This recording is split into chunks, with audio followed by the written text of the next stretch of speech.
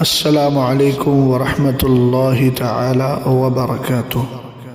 حامدا ومصلیا ومسلما اما بعد فاعوذ باللہ من الشیطان الرجیم بسم اللہ الرحمن الرحیم وَيُحِلُّ لَهُمُ الطَّيِّبَاتِ وَيُحَرِّمُ عَلَيْهِمُ الْخَبَائِثَ آمنت باللہ صدق اللہ العظیم۔ صلو علی الحبیب اللہ رب محمد صلی اللہ علیہ وسلم نحن عباد محمد صلی اللہ علیہ وسلم صلاۃ و سلام علیک یا رسول اللہ صلی اللہ تعالی علیہ وسلم۔ انہیں جانا انہیں مانا نہ رکھا غیر سے کام، للہ الحمد میں دنیا سے مسلمان گیا۔ اللہ رب العزت نے مصطفیٰ کریم علیہ السلام کی زبان فیض ترجمان کی ذمہ داری اپنے ذمہ کرم پر لی اور اس کا اس طرح اظہار فرمایا، وَمَا يَنطِقُ عَنِ الْهَوَىٰ إِنْ هُوَ إِلَّا وَحْيٌ يُوحَىٰ۔ میرا محبوب اپنی خواہش نفس سے کچھ نہیں بولتا، وہی بولتا ہے جو وحی خداوندی ہوا کرتی ہے۔ اسلام مخالف ہر طریقے سے مسلمانوں کو گمراہ کرنے کی کوشش کرتا ہے اور اس کا مقصد ہی یہی ہوتا ہے کہ کسی طرح ان کو اسلام سے پھیر لیا جائے۔ قرآن نے کہا وَدَّ كَثِيرٌ مِّنْ أَهْلِ الْكِتَابِ لَوْ يَرُدُّونَكُم مِّن بَعْدِ إِيمَانِكُمْ كُفَّارًا حَسَدًا مِّنْ عِندِ أَنفُسِهِم مِّن بَعْدِ مَا تَبَيَّنَ لَهُمُ الْحَقُّ، کہ بہت سارے کتابیوں نے یہ چاہا کہ تمہیں اسلام لانے کے بعد، ایمان لانے کے بعد پھر کفر کی طرف پلٹا دیں، اور یہ سب ان کا دلی جلن اور ان کی قلبی دشمنی اور عداوت کا نتیجہ ہے۔ پہلے بھی یہی حال تھا، آج بھی اسلام مخالف یہی چاہتے ہیں کہ قرآن و حدیث میں سے کچھ ایسی باتوں کا انتخاب کر لیں جن کا سیاق و سباق اگلا اور پچھلا بیان کرنے کے بجائے ڈائریکٹ اس پر حملہ کریں اور پھر مسلمانوں کے ذہن و دماغ کو خراب کریں اور ان کو گمراہ کرنے کی کوشش کریں۔ ایسا ہی ایک واقعہ ایکس مسلم جو مرتد اسلام ہے، جس نے اسلام کے دامن سے خود کو دور کر لیا ہے اور جس پر اللہ رب العزت کی لعنت ہے، ایسے شخص نے ہماری کسی مسلم بیٹی کے پاس فون کیا یا اس نے کیا، اللہ بہتر جانے، بہرحال مستق جو کلپ آئی، آڈیو کلپ، اس میں وہ ہماری مسلم بچی سے کہہ رہا ہے کہ اگر دوسرے لوگ کسی جانور کے پیشاب پینے کی اجازت دیتے ہیں یا کہتے ہیں تو تمہارے نبی علیہ السلام نے بھی تو کہا ہے۔ اس پر وہ بچی انکار کرتی ہے کہ ایسا نہیں ہے۔ وہ کہتا ہے کہ بخاری شریف کی حدیث پاک ہے، اور میں آپ کو یہ بتاؤں وہ حدیث عرینہ ہے جس کو اس نے پیش کیا ہے۔ اب میں کہتا ہوں کہ مصطفیٰ کریم علیہ السلام نے امت مسلمہ کے کسی بھی فرد کو حضور علیہ السلام نے پیشاب پینے کی اجازت نہیں دی، نہ پیشاب پینے کا حکم دیا۔ یہ جو حدیث پاک ہے اس کو حدیث عرینہ کہتے ہیں، اس کو یہ پیش کر رہا ہے اور مغالطہ دے رہا ہے اور حدیث کا کوئی صحیح مطلب اور معنی نہیں بتا رہا ہے، چونکہ اس کا مقصد اسلام کی بات پہنچانا نہیں بلکہ اسلام سے برگشتہ کرنا ہے۔ دراصل مصطفیٰ کریم علیہ السلام کی بارگاہ میں کچھ لوگ بظاہر کلمہ پڑھ کر کے مسلمان ہوئے اور مدینہ شریف میں رہے۔ مدینہ شریف کی آب و ہوا جس کے لیے ایک سنی سے العقیدہ یہی کہتا ہے، دکھا دے یا الہی وہ مدینہ کیسی بستی ہے جہاں پر رات دن مولا تیری رحمت برستی ہے۔ وہاں یہ لوگ رہے لیکن ان کا پیٹ وہاں خراب ہو گیا۔ حضور اکرم صلی اللہ تعالیٰ علیہ وسلم کو بذریعہ وحی سب کچھ معلوم تھا کہ کیا کرنے والے ہیں۔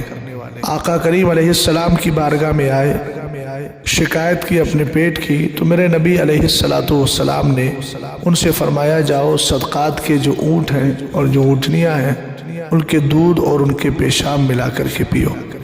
حضور اکرم صلی اللہ تعالیٰ علیہ وسلم کو معلوم تھا کہ یہ اسلام سے ہٹ کر پھر مرتد ہونے والے ہیں۔ تو اب آقا کریم علیہ السلام نے جن کو پیشاب کے لیے کہا تھا وہ در حقیقت تھے کون؟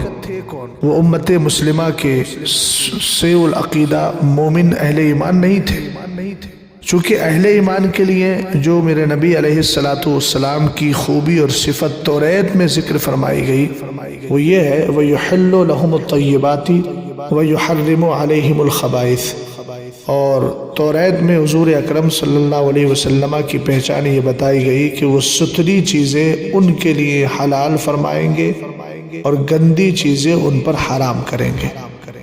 تو آقا کریم علیہ السلام نے ان کے لیے جو حکم دیا تھا وہ اہل اسلام اہل ایمان نہیں تھے، وہ مرتد ہو گئے تھے، اسلام کو چھوڑ دیا تھا، اسلام سے باہر ہو گئے تھے۔ تو چونکہ درد تو ہونا ہی ہے ان لوگوں کو جو خود اسلام سے باہر ہیں اور جو مرتد ہیں، ایکس مسلم ہیں، تو ظاہر سی بات ہے وہ آج کے دور میں کیا کریں گے، اس طرح کی حدیثوں کو پیش اس لیے کریں گے کہ چونکہ ان کا کنیکشن انہی ارینا کے رہنے والے لوگوں سے جڑتا ہے۔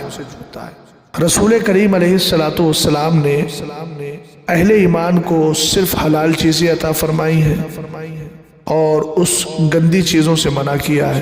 یہی وجہ ہے کہ ہمارے نزدیک جو تداوی بالحرام ہے، حرام چیز کے ذریعے دوا کرنے کی اجازت نہیں ہے۔ کتب حدیث کے اندر، حدیث کی کتابوں میں اس کے بہت سارے باب پائے جاتے ہیں۔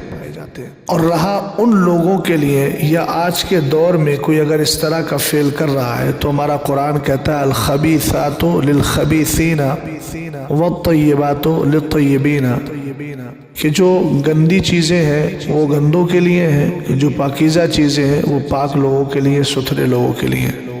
تو سرکار علیہ السلام نے کسی بھی مسلمان کو پیشاب پینے کی قطعاً اجازت نہیں دی ہے۔ حدیث پاک کا غلط مفہوم بیان کر کے وہ مسلمانوں کے ذہن و دماغ میں شک و شبہ پیدا کرنا چاہ رہا ہے۔ جن کو آقا کریم علیہ السلام نے بتایا تھا وہ سب دائرہ اسلام سے باہر، اور آپ جانتے ہیں کہ جو شرک یا کفر کر لیتا ہے اور وہ اسی کفر پر رہتا ہے تو شرک اور کفر تو یقیناً ناپاک ہے۔ قرآن کہتا ہے انما المشرکون نجس، اہل شرک جو ہے وہ ناپاک ہے، اور شرک جو ہے کفر کی ایک قسم ہے۔ تو کفر جہاں جہاں پایا جائے گا وہ ناپاکی ہی ناپاکی ہوگی۔ تو ناپاک لوگوں کے لیے ناپاک چیز کو اگر کسی حکمت کے تحت پینے کا حکم دیا تو اس سے مسلمانوں کے لیے کوئی یہ کہے کہ مسلمانوں کو آقا کریم علیہ السلام نے اس طرح پینے کا حکم دیا ہے، یقیناً وہ جھوٹ بول رہا ہے۔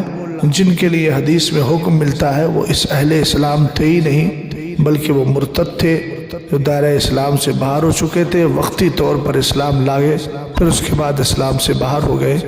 اس لیے نہ اس حدیث پر کوئی اعتراض ہے اور نہ اس حدیث سے کوئی مغالطہ دینے کی کوشش کرے۔ الحمدللہ رب العالمین، ہمارے نبی علیہ السلام کی شان خود بھی پاک ہے، اور جو ان کے دامن کرم سے جڑ جاتا ہے وہ ان کو کیسے ستھرا کرتے ہیں۔ لقد من اللہ علی المؤمنین اذ بعث فیہم رسولا منہم من انفسہم یتلو علیہم الی آخر الآیہ۔ اللہ رب العزت نے جو قرآن میں فرمایا یقیناً اللہ نے ایمان والوں پر احسان کیا کہ انہی میں سے ایک رسول بھیج دیا جو ان پر اللہ کی آیتیں تلاوت کرتا ہے، وَيُزَكِّيهِمْ، اور انہیں ستھرا کرتا ہے۔ تو دامن کرم سے جو جڑتا ہے وہ ستھرا ہو جاتا ہے۔ تو جو آقا کریم علیہ السلام خود پاک ہیں، طیب ہیں، طاہر ہیں، مطہر ہیں، ایسی ذات جب خود پاک تو ان کے درم سے دامن کرم سے جو جڑے گا وہ بھی پاک، اور وہ پاک لوگوں کے لیے پاک چیزوں ہی کو حلال فرماتے ہیں۔ قرآن کہتا ہے وَيُحِلُّ لَهُمُ الطَّيِّبَاتِ، کہ وہ اہل ایمان کے لیے پاک چیزوں کو حلال کریں گے۔ اللہ تعالی ہم سب کو اس فتنے سے، فتنہ ارتداد سے محفوظ و مامون فرمائے۔ استغفر اللہ ربی من کل ذنب و اتوب الیہ۔ السلام علیکم ورحمۃ اللہ تعالی وبرکاتہ۔